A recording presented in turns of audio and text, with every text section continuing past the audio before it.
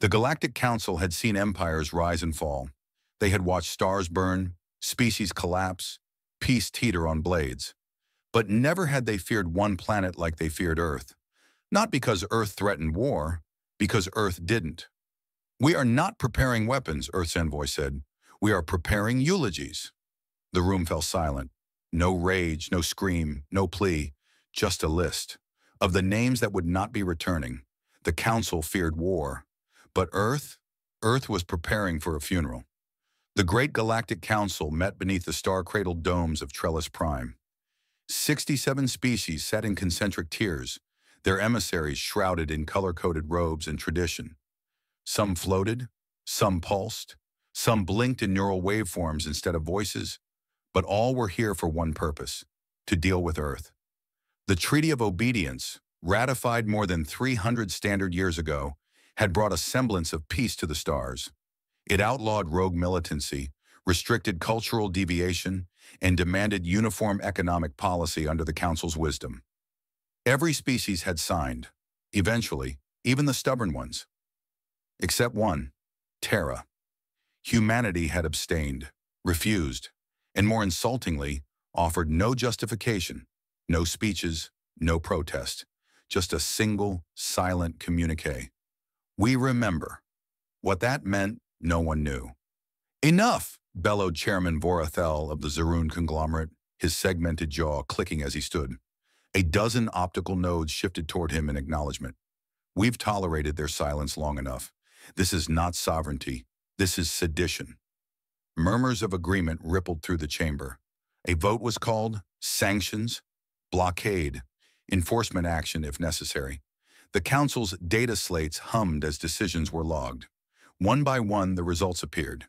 Yes. Zaroon, yes.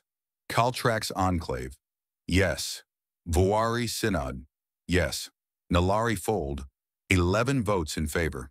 Only one species voted. No, the dissent came from the Velnari, an ancient aquatic race known for their philosophical traditions and long-standing alliance with Earth. Ambassador Sarene, tentacled and serene, simply stated, "To forget Earth's silence is to invite its memory." Chairman Vorathel laughed, a hard metallic sound. "Humans won't fight, they'll beg. They always do. Their history is one of collapse, not courage." The chamber laughed with him. The vote passed. The Council stood. The orders were prepared. They didn't know what Earth had already done. They didn't know the defense lines they hoped to overwhelm were never built. Instead, at the outer edge of the Sol system, positioned across ancient orbital rings and carved into the remains of old satellites, stood a memorial wall. No turrets, no warships, just names. Thousands of them, etched in every human language. Names of the forgotten, names of the silenced, names of those who died in wars Earth never wanted, but never forgot. And behind that wall, there was no desperation, only preparation, and the patience of a species that didn't fear war, because it had already memorized its cost. The Council thought the vote was a beginning. It wasn't. It was a trigger for something they didn't understand. Not a resistance, not a rebellion, a reckoning. The Galactic Council reconvened the next day, expecting the usual from Earth: a last-minute plea, a political concession, a request for reconsideration, maybe even an apology. But Earth sent no general, no admiral, no statesman. They sent a historian. He entered alone. No entourage, no guards, just a satchel slung over one shoulder, worn from use. He walked to the center of the Council chamber, where voices had echoed across centuries, where empires rose and fell with the tilt of a word. He stood in silence for 10 full seconds, not scanning the room, just listening. Finally, he spoke. "My name is Elias Rain, Archivist, 3rd Chair, Memory Division of the Terran Assembly." He placed the satchel on the Council's offering table and looked up, his voice steady, not defiant, not emotional, just precise. "We have no quarrel with the galaxy. We do not desire dominion. We do not seek war, but we will mourn what's about to be lost." A few delegates exchanged confused glances. Murmurs rose. Was this a threat, a warning, or something worse? Truth. Rain unlatched the satchel and distributed 12 small, crystalline data cores, one for each council faction. These contained no military intelligence, no battle plans, no propaganda. He stepped back. They contain names, photos, voice recordings of people your sanctions will kill first, not our soldiers, our civilians. One counselor activated their crystal. A hologram bloomed into existence, flickering blue unpolished by politics. A child laughing as she painted a wall. Another, an elderly man tending to a tree, humming a forgotten Earth lullaby. Another, a poem written in Terran Standard, recited by a teenager. They did not come for us as monsters, but as calculators. The math of violence was neat, but we remembered the mess. More images filled the room. A mother hugging her son beneath a storm shelter. A street musician playing to an empty plaza. A memorial wall, names etched into steel with human hands. Whispers rose from the assembly. Confusion. Discomfort. One delegate from the Zarnim collective muttered, "This is manipulation." Rain heard. He looked up slowly. "You mistake memory for theater." His tone changed, a tremor of gravity beneath the calm. "You will strike first. You will feel righteous. But we wrote your obituary a century ago." Silence.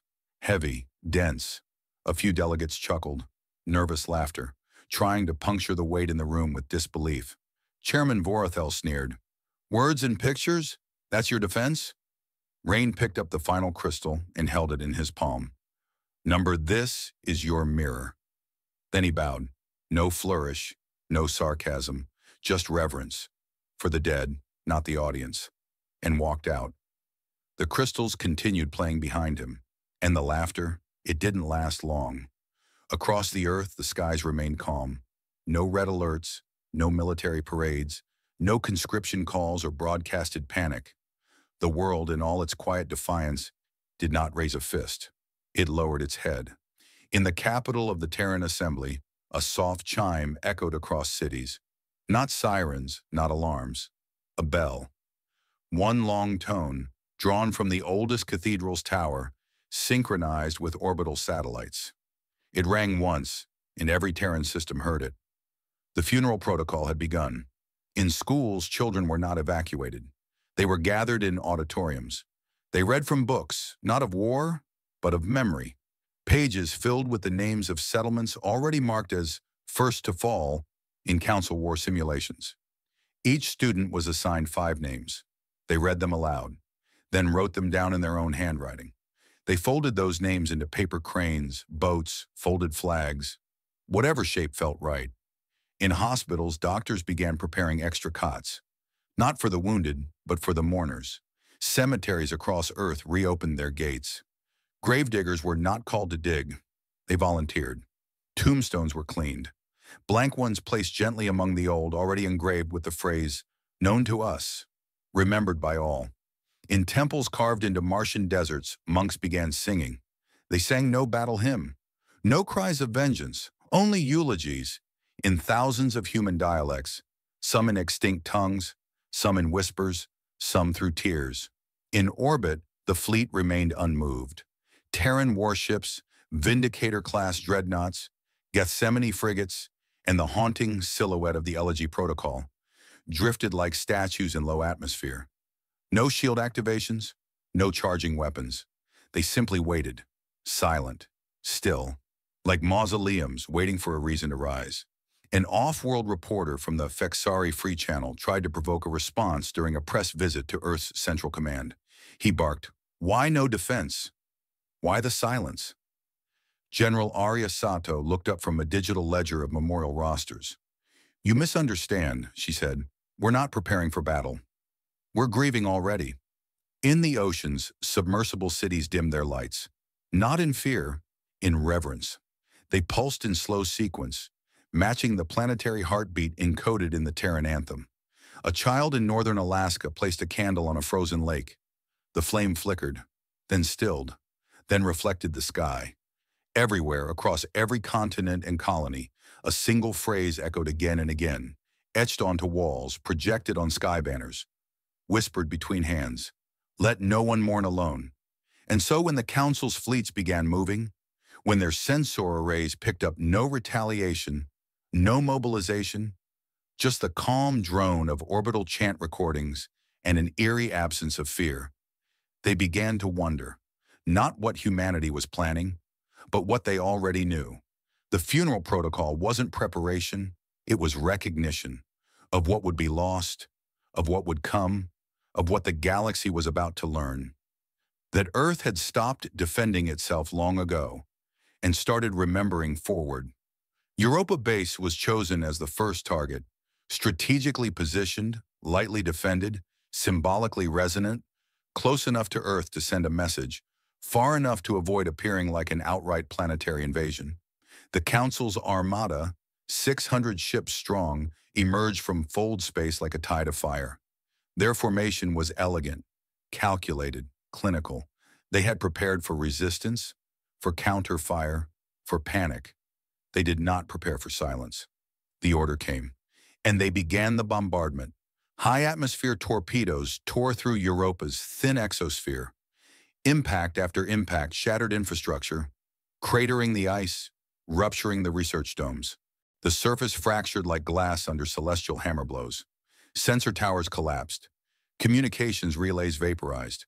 The base, a multi-generational science and culture outpost, was reduced to frozen ash in 26 seconds. The Council armada held formation. They waited for defense fleets, for orbital retaliation, for Earth's infamous dreadnoughts to rise from the dark. But the skies remained still. No launch signatures, no weapon locks, no fleet response. Just a signal. Across every frequency, every translation band, even buried in quantum subnetworks, one thing was broadcast: a dirge, software choral, ancient, a human funeral hymn layered with voices from different centuries. Some cracked, some young, some too old to sing, all mourning, all together. And beneath the hymn, one line repeated, calm, unwavering: "We are lighting the candles." On board the Varkesh flagship, Admiral Gelnar stiffened. "What the void does that mean?" No one answered. Across the fleet, crew members paused at their consoles. The dirge was leaking through soundproofing, bleeding through neural links. One weapons technician wept openly, not knowing why. Another stared at the burning ice below and whispered, "Why aren't they fighting back?" A lone drone picked up visual data from Earth's moon. The memorial wall had lit up. Each name engraved in steel pulsed with golden light, candle-like glows shimmering in sequence. Name after name. Thousands, tens of thousands. They were lighting the candles. For the fallen, for the soon-to-be lost, for the ones striking them now. The Council fleet had struck with fire. Earth had replied with memory. And memory, they were learning, was not a passive thing. It was a mirror, and the galaxy was about to see itself. They expected fleets, shields, counter-strikes of blazing vengeance. Instead, the Council received a single ship. No fleet to flank it, no escort, no threat posture. Just one vessel, ancient in design and slow in approach, folding out of subspace like a forgotten whisper. Its IFF signature, absent. Its energy readings, silent. Its weapon systems, none. Its name, none given. But the hull, it was covered, coated in names. Etched into layered armor plating, engraved with obsessive care, were rows and rows of human names. Thousands, tens of thousands, scorched in overlapping patterns from bow to stern, not arranged by rank or role, but by loss. Entire colonies, entire cities, entire families. The ship entered orbit above Council Prime, the political heart of the galaxy. All planetary defenses went on alert. The High Fleet mobilized, engines igniting across a dozen orbital rings, targeting systems locked.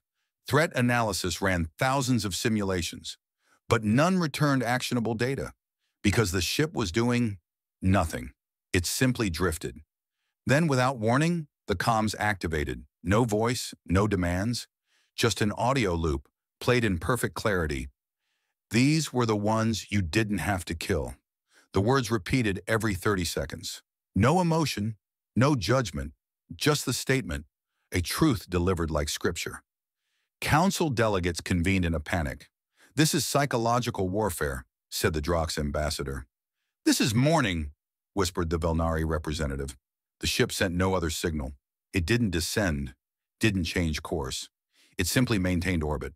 And from the surface, through high-powered scopes and citizen broadcasts, the galaxy saw its truth.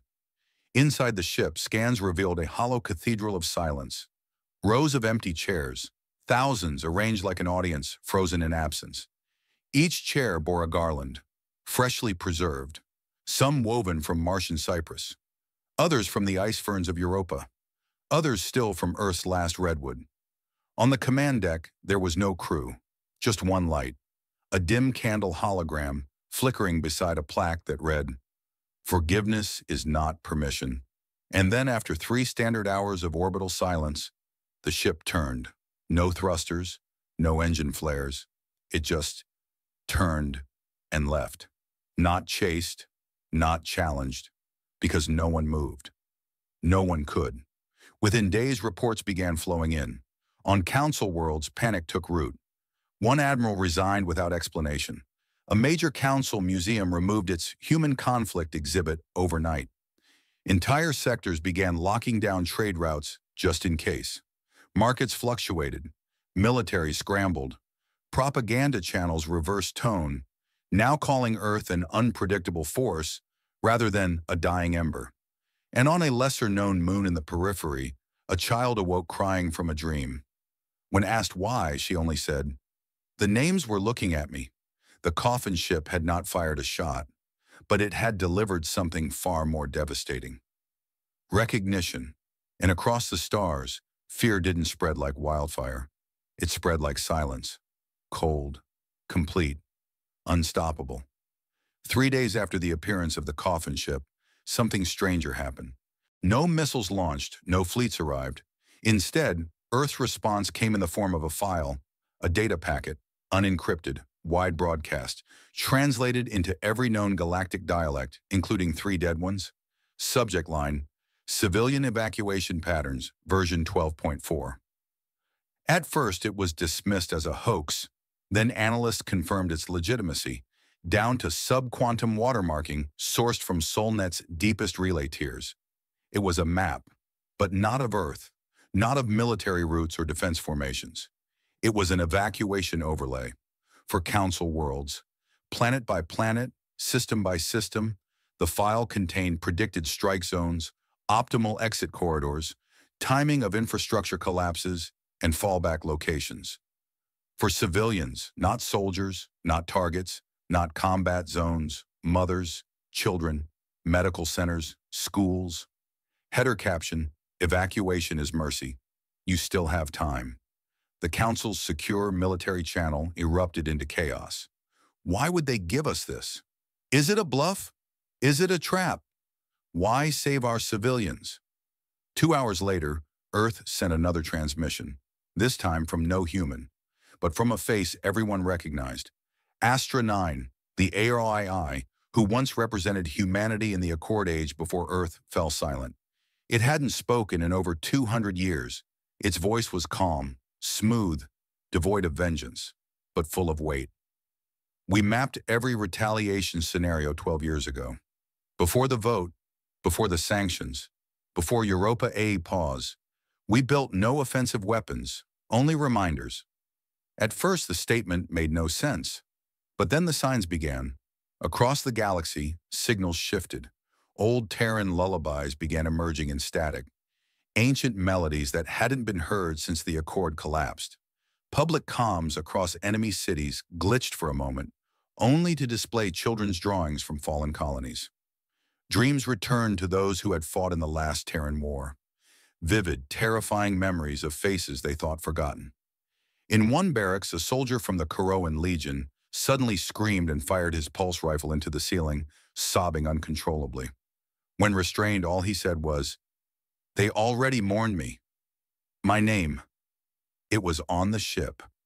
Others reported strange sensations, a taste of ash on the tongue, the sound of footsteps behind them in silent rooms. Names they'd never heard before etched into their thoughts. One admiral activated her personal terminal to find it displaying an obituary, her own, written in Terran script, time-stamped 11 years ago. It became clear Earth wasn't just retaliating, it was unfolding a strategy planned a decade prior, long before a single council sanction. A strategy not of destruction, but remembrance weaponized. They didn't hack systems, they sank into them. Through forgotten archives, emotional frequencies, open-source war memorials, songs carried by refugees, they let the galaxy's own history speak back. The Echo Doctrine wasn't war. It was an answer, not to an attack, but to a question the Council never meant to ask. What happens if humanity stops forgetting?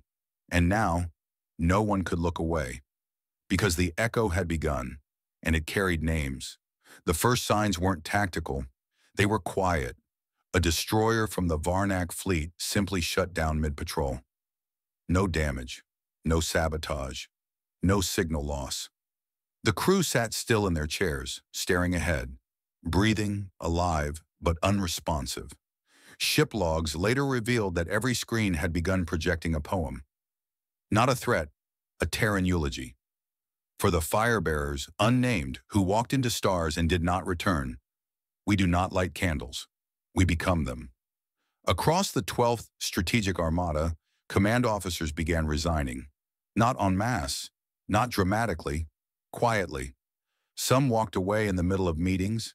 Some left notes, written in human standard. Some simply stared at reflections and never returned to duty. One admiral, Chelinvar of the Danaxi, made it halfway to her escape shuttle before collapsing. When medics arrived, she whispered only, "I saw my grave. It had earth flowers on it." She died smiling. Autopsy. No cause found. At the same time, the central archive nexus of the Council began to fill, not with reports but with names. Tens of thousands, all formatted like Terran memorial entries, all time-stamped 7 minutes into the future. Predicted casualties, of ships still in flight, of troops still alive. No breach was found in the archive's security. The system hadn't been hacked. It had been haunted. Some tried to purge the names.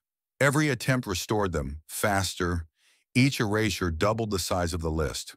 By morning, the file was designated sentient by 3 separate AI councils. Its title had changed too, What You Will Become. In one council chamber, a senator tried to rally. He stood, voice firm, fists clenched, demanding retaliation. Then mid-sentence, he stopped.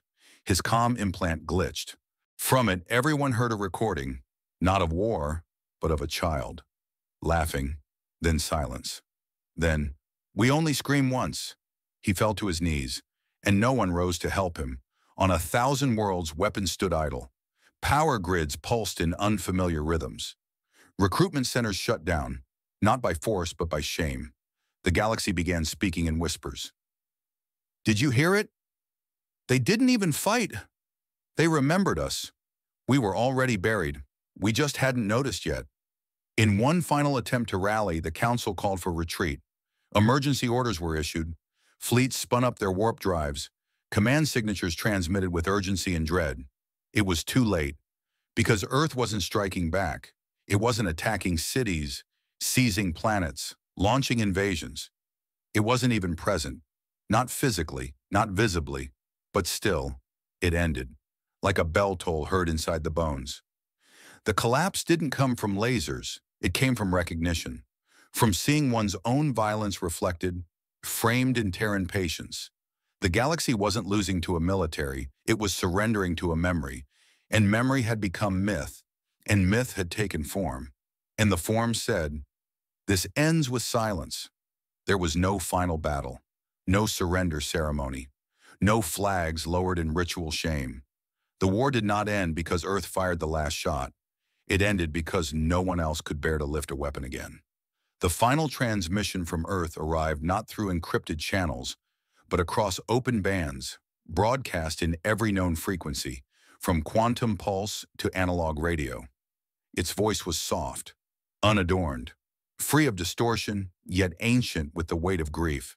A human voice, unidentified, genderless, ageless. No victory, no vengeance, just memory. Silence followed. Not technological failure, not network collapse. Just the kind of quiet that lingers when even the stars know to listen. In the council chambers, no one stood. No one argued. The resolution to surrender passed without vote. What would they be voting against? Being remembered? On Council Prime, a garden was built on the ruins of the old war archive. Not to erase what happened, but to give the names a place to rest. The garden had no gates, no weapons allowed, only paths made of memory stone, each slab engraved with names from both sides. The plaque at the entrance read, "If you stand here, you survived a war that didn't need to be fought." On Earth, no city celebrated, no parades, no fireworks, just a long planetary pause.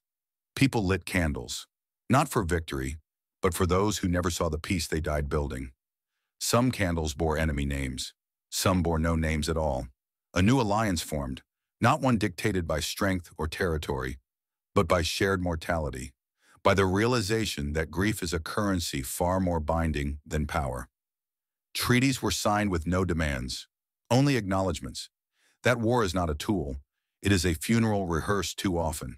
Centuries later, a child on a distant colony asked, "Why didn't Earth conquer the galaxy?" The historian smiled, then pointed to the stars. Because they didn't need to win. They only needed to remind us, a pause, that we could lose something greater than war. And so when quiet returns to the galaxy, it is no longer feared, it is honored. Because now when the stars go silent, everyone listens.